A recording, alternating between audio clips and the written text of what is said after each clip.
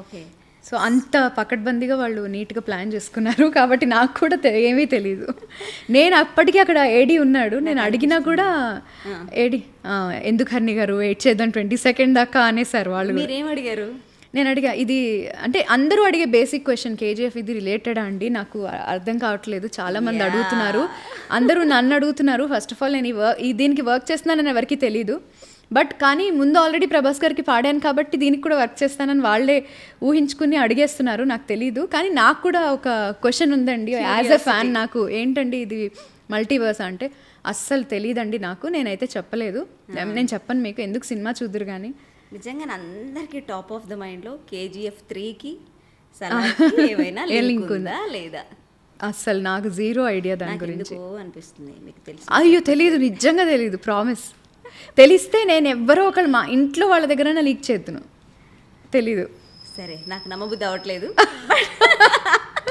అసలు జోక్ ఏంటంటే నేను నిన్న పాడినట్టు ఎవరికి చెప్పలేదు. ఓకే. వాళ్ళే అనుకుని నన్ను ట్యాగ్ చేయడం మొదలెట్టారు ఒక టైం తర్వాత.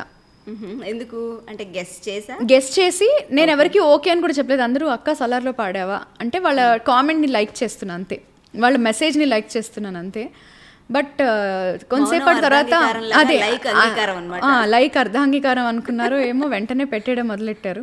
ఓకే సరే, సాంగ్ రిలీజ్ అయ్యేదాకా నేను కన్ఫర్మ్ చేయొద్దులే ఎందుకని నేను చెప్పలేదు. హౌ ఇట్ ఫీల్స్ హరిణి అంటే ఒక పెద్ద మూవీలో పాడటం ఏ సింగర్కైనా అది ఎగ్జైటింగ్గానే ఉంటుంది. రిలీజ్ అయిన దగ్గర నుంచి హౌ ఇస్ ఇట్ లైక్, మీకు ఎలాంటి రెస్పాన్స్ వస్తుంది?